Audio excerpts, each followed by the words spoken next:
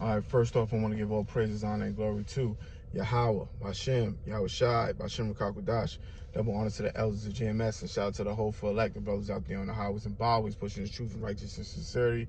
And I want to touch on the end times, which we are currently in, mainly the third world woe, okay? And this is the time of judgment for the heathen nations who have trodden down Yahweh's people, or God's holy people, the children of Israel, the 12 tribes of Israel, okay? And what's pretty much going on right now is Yahweh is smashing these nations to pieces through war. Okay, they were once in agreement and in consolidation against the children of Israel to keep us in a down state. But now Yahweh has everybody with swords pointed at each other. And he's about to chop these nations down into pieces. This is Zephaniah chapter 2 and verse 8. I have heard the reproach of Moab and the revilings of the children of Ammon, whereby they have reapproached my people and magnified themselves Salaki against their border. And those are the people that's currently in our borders now in Israel that took us down. Therefore, as I live, said the Lord of hosts, the God of Israel, surely Moab shall be as Sodom, and the children of Salaki Ammon as Gomorrah, even the breeding of nettles and salt pits and a perpetual desolation. The residue of my people shall spoil them, and the remnant of my people shall possess them. So these are all the people who had an agreement with Esau, Edom, okay, to run us out of our land. Okay, they ran us out of our land into parts of Africa, and then once we reached Africa, the Hamites, the other dark nations, captured us and sold us to the Grecians, and they removed us far from our border, and we've been in captivity ever since. All right, so now Yahweh is sending judgment on these same particular people. And if you watch the news, all on the Gaza Strip, the Lebanon Strip, okay, even into upper parts of Egypt, okay, it's completely desolation. Okay, it's bombs, and it's just warfare nonstop. Okay, Yahweh's chopping these people down left and right. If you look at Syria or Nineveh is a desolation. It tells you that in the scriptures as well. It would become a desolation. Yahweh is tearing the heathen, and they're calling on every name, okay, outside of Yahweh Bashem Yahweh Shai to save them. Okay, and what's being done to them is karma. You reap what you sow. Okay, you destroy the people, you will be destroyed.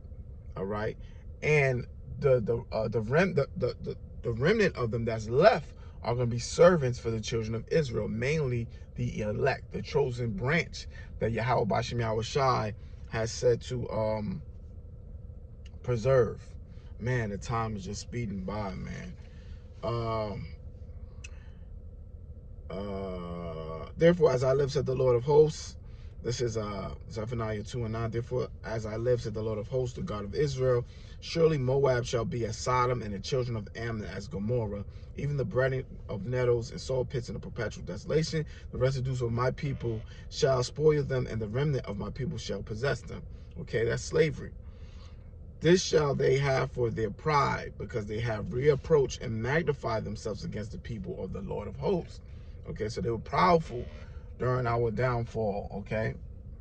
The Lord will be terrible unto them, for he will famish all the gods of the earth, and men shall worship him, every one from his place, even all the isles of the heathen. Ye Ethiopians, okay, this is going into the Hamite nations. Also, ye shall be slain by my sword. And there's currently civil unrest going on within their nation, okay? And he will stretch out his hand against the north and destroy Assyria, which has already been destroyed, and will make Nineveh a desolation, that's Syria, and dry like a wilderness. And flocks shall lie down in the midst of her, and all the beasts of the nations, both the comrade and the bittern, shall lodge in the upper lintels of it. Their voices shall sing in the windows. Desolation shall be in the three thresholds, for he shall uncover the cheddar work. All right? So that's what's going on. Yahweh Bashem Shai is clearing out the land because his people are set to return. All right? And these people won't willingly leave. They believe the land belongs to them. The land does not belong to them. Okay, it was stolen from the children of Israel. All right, so Yahweh is evicting these people. This is what you're seeing. He's evicting these people from out of those lands. It never belonged to them.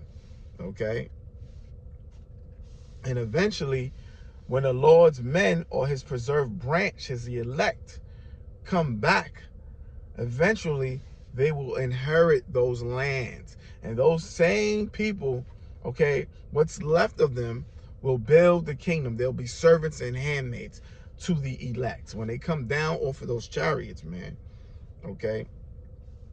And I'm going to start. This is Revelation chapter 19 and verse 7. And this is going into the elect, okay? Let us be glad and rejoice and give honor to him, for the marriage of the Lamb is come, and his wife have made herself ready. Who's his wife? The elect, okay? And to her was granted that she should be arrayed in fine linen, clean and white, for the fine linen is the righteousness of saints. And he said unto me, right, blessed are they which are called unto the marriage supper of the Lamb. Okay. And he said unto me, these are the true sayings of Yahweh. And I fell at his feet to worship him. And he said unto me, see thou do it not. I am thy fellow servant, and of thy brethren that have the testimony of Yahweh Shai. Worship Yahweh, for the testimony of Yahweh Shai is the spirit of prophecy. Okay, that's not what we're doing, prophesying day in and day out. Okay, and it says, and I saw heaven open, and behold, a white horse, and he that sat upon him was called Faithful and True, and in righteousness he doeth judge and make war. His eyes were as a flame of fire, and on his head were many crowns, and he had a name written that no man knew but himself. And he was clothed with a vesture dipped in blood. That's from all the slaughtering he's going to be doing when he returns. And his name is called the Word of Yahweh. And the armies which were in heaven followed him upon white horses. That's those so-called UFOs. Clothed in fine linen, white and clean. And that's him with his leg coming down. And out of his mouth goeth a sharp sword, which is the word, that with it he shall smite the nations. And he shall rule them with a rod of iron. And he treadeth the winepress of the fierceness and wrath of Almighty Yahweh. And he had on his vesture and on his thigh name written, King of Kings and Lord of Lords. And I'm going to stop there because I'm pressed for time. All praises, honor, and glory to Yahweh Bashem, Yahweh Shai. Yahweh Bashem Yahweh Shai is coming back, man, for vengeance. And he's coming back to rule this world with a rod of iron. And doing so, when he comes back, his elect will return with him, okay, dressed in fine linen, which will be white, and they will conquer, okay? They will conquer this earth, all right? And they will have the heathen for servants and handmaids. And that is the end of the story, man. Okay, that is the end of the story, and we're almost there. Repent, get your souls right to the next one. I want to give all praises, honor, and glory to Yahweh, Bashem, Yahweh Shai, Bashem Rakakwadash. Shalom, Akim.